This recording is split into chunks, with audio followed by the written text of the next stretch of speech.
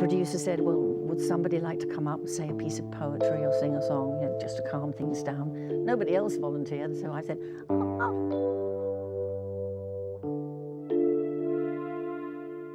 She was the girl with the golden voice, lighting up radio and TV screens long before streaming was even a thought. Petula Clark gave us timeless hits like Downtown, and her charm made her a star across the world. But behind the music, her life has been a fascinating mix of family, love, and resilience. Now, at 92, many wonder how she spends her days. Is she still performing? How is her health held up after all these years? What does her world look like today? Join us as we take a closer look at her journey and discover her life now. But first, let's go back to the very beginning. Petula Clark's early years. Petula Clark was born as Sally Clark on November 15, 1932, in Ewell, Surrey, England. Her parents, Doris and Leslie, both worked as nurses at Longgrove Hospital in Epsom. Her mother's family was Welsh and her father was English. Petula's unusual first name had a fun story behind it. Her father created it by jokingly combining the names of two of his old girlfriends, Pet and Ulla. That lighthearted joke ended up giving her one of the most famous names in music. Clark spent much of her childhood in Aberconade, a village near Merthyr Tydfil in Wales, where her grandfather worked as a coal miner. Her very first audience came in 1939 when she sang at the Collier's Arms in Aberconade. She later remembered living just outside London during the Blitz. She spoke about watching battles in the sky and running with her sister to air raid shelters when the sirens sounded. At only 8 years old, she had her first connection with the BBC. Children were invited to record messages for family members who were serving in the forces. The recordings were held at the Criterion Theatre, which was underground and safe during air raids. When the sirens went off, some children grew upset. A call went out asking if anyone could sing to calm the room. Petula bravely stepped forward and sang "Mighty Like a Rose." The producers liked her voice so much they recorded her. That small moment became the start of a journey that would shape her entire life. As a child, Petula loved to sing in the chapel choir and had a special gift for mimicry. She often entertained her family and friends by copying stars like Vera Lynn, Carmen Miranda, and Sophie Tucker. Her father encouraged her love for performance. In 1944, he took her to see Flora Robson in a stage production of Mary Stuart. Petula later recalled the night, saying, "I made up my mind then and there I was going to be an actress. I wanted to be Ingrid Bergman more than anything else in the world." Still, her earliest performances weren't in acting, but in singing. In 1945, she sang with an orchestra at Bentl's department store in Kingston upon Thames. For her performance, she was rewarded with a tin of toffee and a gold wristwatch. That was the beginning of a career that would never stop growing. The first breakthrough. Petula's first big step into entertainment came when she was just 9 years old. In October 1942, she was attending a BBC radio broadcast with her father, hoping to send a message to her uncle, who was serving overseas. The broadcast was delayed because of an air raid. To keep the audience calm, the producer asked if anyone could perform. Once again, Petula stepped forward and sang "Mighty Like a Rose." The response was overwhelming. The audience loved her, and she was asked to repeat the song for the broadcast listeners. That one moment turned into hundreds of performances. Over time, she appeared in around 500 programs designed to lift the spirits of British troops during the war. She quickly earned the nickname, the Singing Sweetheart. She even toured with another child star, Julie Andrews, across the United Kingdom. Her popularity was so great that she performed for King George VI, Winston Churchill, and military leader Bernard Montgomery. Soldiers even stuck her photos on their tanks for luck. Some called her Britain's Shirley Temple. Her fame kept growing, and new doors began to open. In 1944, while performing at the Royal Albert Hall in London, she was noticed by film director Maurice Elvey. He cast her as a 12-year-old orphan in his war drama Medal for the General. After that, she appeared in more films like Strawberry Roan, I Know Where I'm Going, London Town, and Here Come the Huggets. She also worked alongside Anthony Newley and Vice Versa, directed by Peter Ustinov and with Alec Guinness in the card. Her talent wasn't just limited to film and stage. In 1945, she was even featured in the comic magazine Radio Fun, billed as radio's merry mimic. But despite all the success, Petula felt that she had played child roles for too long and wanted to move into more serious work. That determination led her to television. In 1946, she appeared on a BBC variety show called Cabaret Cartoons. The performance was so successful that she was offered her own series. By 1950, she was hosting Pet's Parlor, which gave her even more recognition. Around this time, she also met Joe, Mr. Piano Henderson. He became her musical collaborator and romantic partner for about 10 years. In 1949, Henderson introduced her to record producer Alan A. Freeman, who, with Petula's father, formed Polygon Records. This gave Petula her first chance to record songs. Her very first release was Put Your Shoes On, Lucy. She also recorded duets with singer Benny Lee for Decca, finding her sound. Petula's career really started to shine in the 1950s. She had a string of hits in the UK, including The Little Shoemaker in 1954, Mallorca in 1955, Suddenly There's a Valley in 1955, and With All My Heart in 1956. The Little Shoemaker became an international hit and even reached #1 in Australia. This was just the beginning of her global success. Polygon Records, the label her family had invested in, was later sold to Nixa Records in 1955, which was part of Pi Records. This meant Petula was now officially signed to Pi, a label she stayed with until the early 1970s. She also showed an interest in supporting new talent. She encouraged Joe Henderson to record his own music, and he went on to have 5 chart hits of his own between 1955 and 1960. But Petula herself wasn't slowing down. She was looking beyond the UK and soon set her sights on Europe. In 1957, she was invited to perform at the Paris Olympia, one of the most famous venues in France. She went there feeling nervous, especially since she had a bad cold. But the performance was a success and the audience loved her. The very next day, she was invited to Vogue Records, where she met her future husband, Claude Wolfe. She was instantly attracted to him, and when she was told she'd be working with him if she signed, she agreed. That decision not only shaped her career, but also her personal life. Becoming a European star. By 1960, Petula was touring France and Belgium with singer Sacha Distel, who remained her close friend for life. She began recording in French, German, Italian, and Spanish, expanding her reach across Europe. Even while building her career in France, she continued to score hits in the UK. In 1961, her song Sailor hit #1 in Britain, followed by Romeo and My Friend the Sea, both of which landed in the top 10 that same year. Romeo even sold over 1 million copies and won her a gold disc from the Recording Industry Association of America. In France, she recorded Ya Ya Twist, a French version of Lee Dorsey's song Ya Ya. It became the only twist song by a woman to find major success. Another big hit was Chariot, which many later knew as I Will Follow Him. Petula's songs were also recorded in German and Italian and found huge audiences. She even performed songs by Serge Gainsbourg, which became strong sellers. During this time, Petula also received a gift that few artists ever did. Jacques Brel gave her one of his own songs, Un Enfant. She performed it during their tour together, and a live version of the song went on to chart in Canada. Her talents extended beyond singing, too. In 1963, she wrote the soundtrack for the French crime film A Couteau Tirez and appeared in a cameo role as herself. She went on to compose scores for other films, including Entre Ciel et Mer in 1963, Rêves d'Enfant in 1964, La Bande à Babel in 1966, and even Pétain in 1989. Decades later, some of these themes were released on a CD called In Her Own Right. Her wide-ranging career made her a true international star. She was honored 3 times on the popular show This Is Your Life, in 1964, 1975, and 1996. Something very few performers have ever achieved. Her journey had started in wartime Britain, but by the 1960s, she had become one of Europe's most beloved entertainers. And this was only the beginning of the legendary career she would carry for decades. The Downtown Breakthrough. By 1964, Petula Clark's career in Britain had started to slow down. She was still recording, but the spark was missing.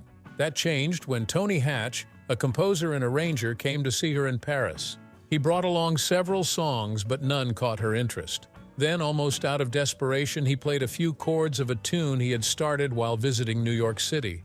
The melody was catchy, and Petula immediately told him that if the lyrics matched the tune, she wanted it as her next single. That song became Downtown.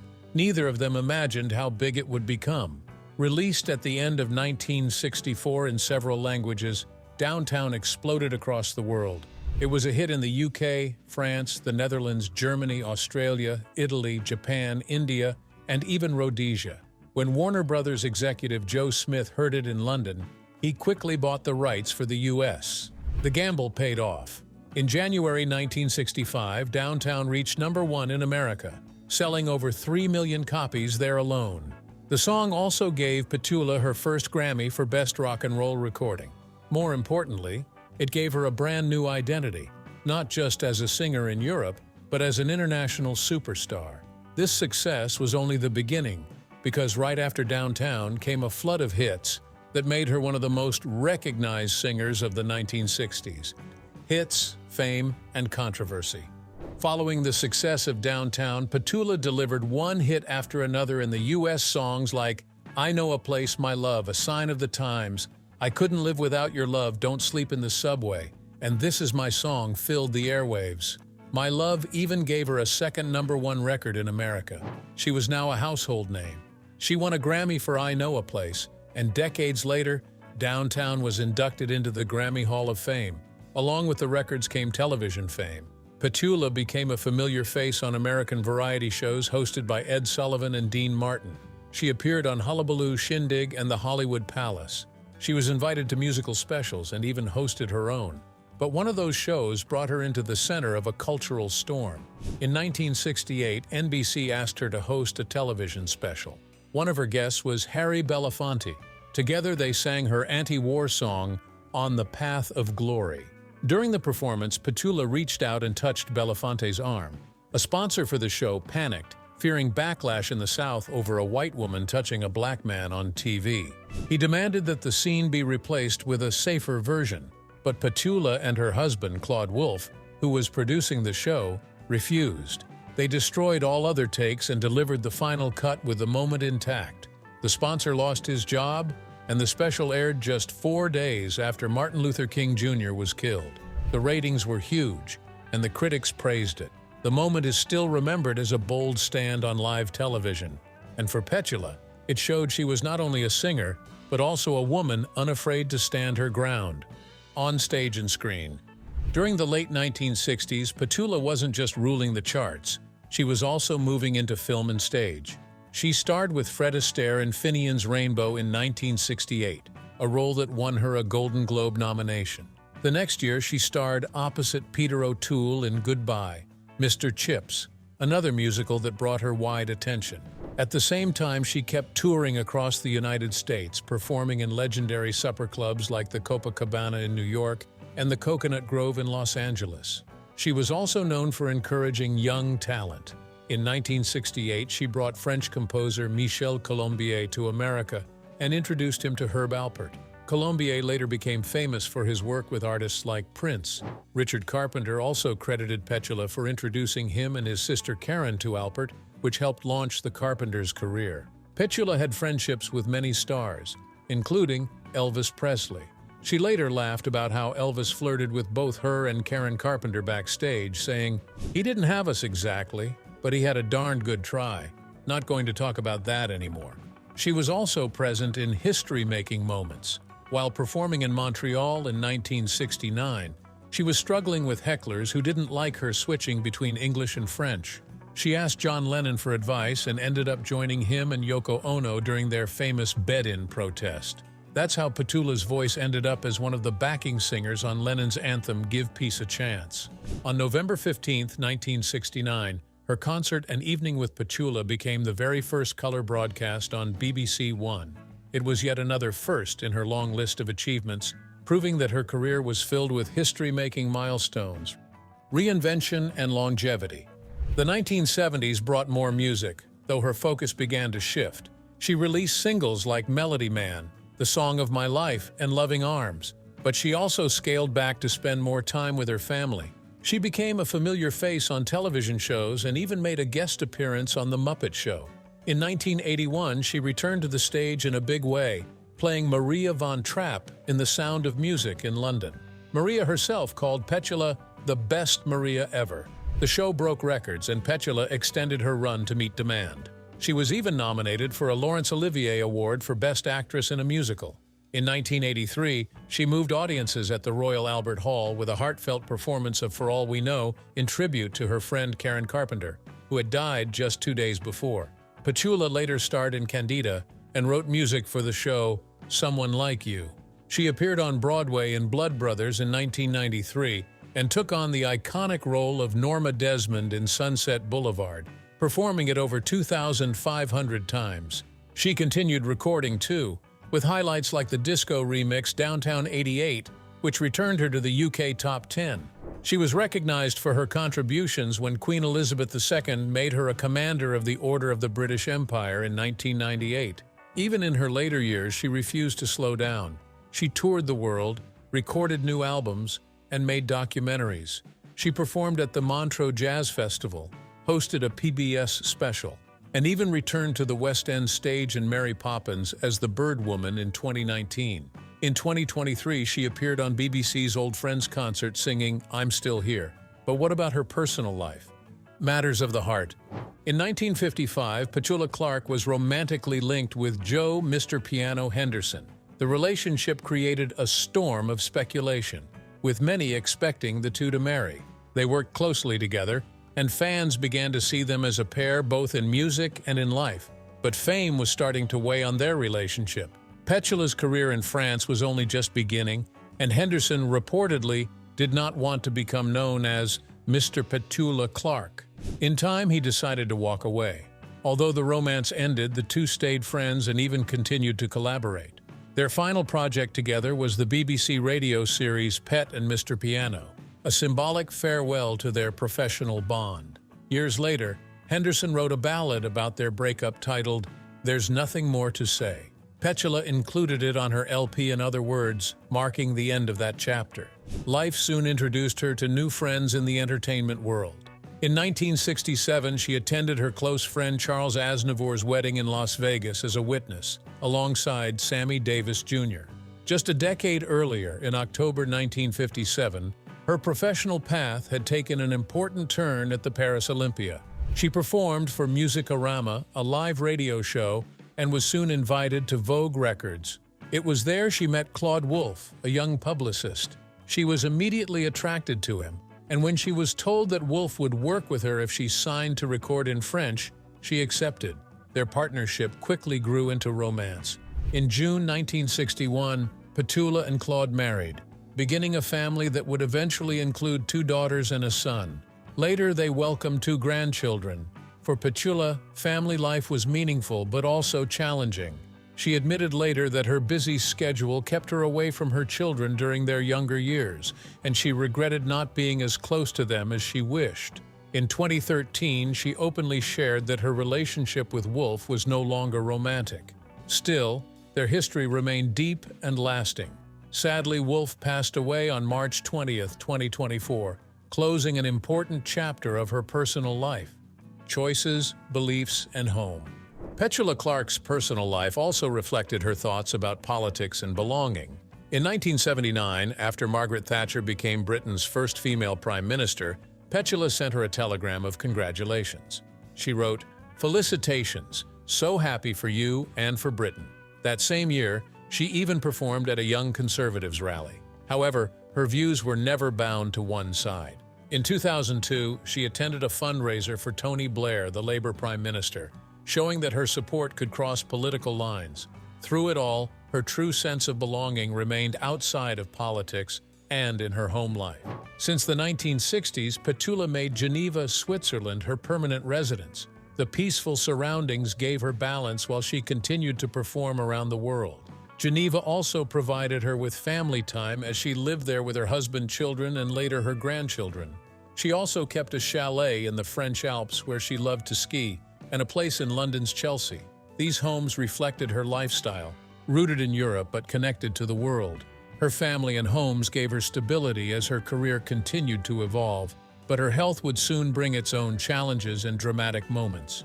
Health and resilience. Though Petula Clark lived an active and healthy life, she was no stranger to medical scares. In an interview with the Daily Mail, she described her worst health crisis as a young woman.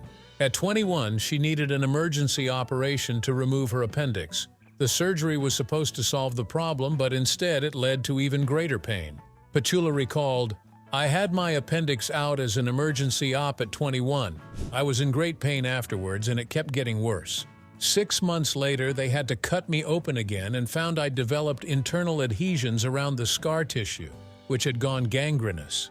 Doctors removed part of her intestine during the urgent procedure. For her parents, the experience was terrifying. She remembered, "My parents were beside themselves, but I've never had any problems there since. There's just a faded couple of inches of scar." The ordeal could have left her with lasting health issues, but she managed to recover fully. Since then, she has remained remarkably healthy. At the age of 89, she was still describing herself as active and strong. Living in Geneva helped her maintain her fitness. She admitted she often ran upstairs and enjoyed the physical activity in her mountain chalet. She laughed that she had no problems with dodgy knees. She explained that she never relied on many pills or vitamins, and had only once in her life followed a diet, the Atkins diet, which she tried to lose baby weight after giving birth. Despite the danger she faced at 21, Petula Clark emerged stronger. The faded scar was a reminder of the risk, but her life afterwards was filled with energy and resilience. Her story showed not just her talent, but her determination to keep moving forward, whether in her career or her health. The song that changed everything. In January 1965, Petula Clark's song Downtown hit #1 on the U.S. charts. The tune was about escaping daily worries by heading into the city and finding joy in the lights and the noise. It won her a Grammy Award for Best Rock and Roll Recording and went on to appear in TV shows like Lost and Seinfeld, as well as films like Girl Interrupted. But the story of how it began was simple. Petula was living in Paris with her French husband at the time. She was already popular in Europe, singing in French, Italian, and German. Then Tony Hatch, a young producer at Pi Records in London, came to see her. He told her she should be recording in English too. At first, she was not convinced. She said, "I'm fine the way I am, but we have to find the right song." Hatch sat at the piano and began to play a tune he had just started writing. Petula recalled, "I came back into the room with the tea and I said, 'That is one great tune. Can you write a lyric up to the standard of the music?' He said, 'I will have a damn good try.' I said, 'Well, then I'll do it.'" 2 weeks later, they recorded Downtown in London. Neither of them expected the song to explode the way it did. Swept into the spotlight. The release of Downtown was like a storm. It quickly became a hit not only in the US, but also in Canada, Australia, and across the world. Petula described how unprepared they were for its success. "We didn't realize we'd recorded a monster. Suddenly, it was a hit all over the world. The timing was perfect. The Beatles had already opened doors for British performers in America, and Petula was pulled into what became known as the British invasion. Soon, shows like The Ed Sullivan Show were begging her to appear. The first time she sang Downtown in America was in New York. She had just arrived from Paris and was completely jet-lagged. There was no rehearsal. She walked straight onto the stage in front of a live audience and orchestra. To make it more nerve-wracking, the orchestra started playing the song too fast, but the audience didn't mind. Petula remembered, "People just stood up and cheered when I walked on the stage." That moment marked the beginning of her love affair with American audiences. But success also came with challenges. She already had contracts in Europe and a busy career there. Now America was calling not just for New York, but for Las Vegas and Los Angeles too. She also had 2 young children at home. She explained, "It actually complicated my life quite a lot, but in a rather marvelous way." Despite the stress, she believed travel was a great education for her children. They grew up with memories of a life filled with experiences most kids never have. Stories behind the song. As the years passed, Downtown became more than just a hit record. It became part of people's lives. Petula shared how fans often told her personal stories about what the song meant to them. Some soldiers fighting in Vietnam told her, "Your song helped us, gave us courage to go on." She admitted that when you first record a song, you never know how deeply it will touch people. Every listener takes something different from it. For some, it was a song of escape, a way to forget their worries. For others, it became tied to important memories. That power is what kept the song alive for decades. Petula herself said she never expected it to have such reach. At the time, she was simply focused on singing well and doing her job. But over time, she came to understand that music could carry hope and comfort far beyond the recording studio. And because she had already built a career in several languages, her music traveled even further. She explained, "I am English, but I fell in love with a Frenchman. So I went to live in France. I became a star in France, which meant that I had to sing in French. Then the Italians wanted me to sing in Italian, and then in German. Little by little, it just sort of spread. And I love singing in Italian. Let's face it, it is the language of opera." Her ability to sing in many languages made her unique, and it helped her reach audiences all over the world. Still singing today. Even into her later years, Petula Clark never stopped performing. In her 80s, she was still touring the United States, traveling and even sleeping on a tour bus. When asked why she kept going, she answered honestly, "I just love doing it. That's really the reason. It's hard for me to imagine my life without it." For her, performing was not just work. It was joy, connection, and even something spiritual. She explained, "There's nothing quite like that contact between what's happening on stage and what's happening in the audience. There's a kind of communion that happens, and it's almost a spiritual experience." Even at 92, she was still planning her next big moment. She teased that a London concert was in the works, with a full orchestra and a live audience. For her, it was still thrilling. 60 years after Downtown changed her life, Petula Clark was proving that the love for music and performance never leaves you. Her voice, her songs, and her story had carried across generations. And while the world first knew her for one song, her passion for singing kept her on stage for decades with no signs of slowing down. What's your favorite Petula Clark song? Is it Downtown or one of her other classics? Share your thoughts in the comments below. And don't forget to hit like, subscribe, and stay tuned for more incredible stories from Hollywood's fascinating history. See you next time.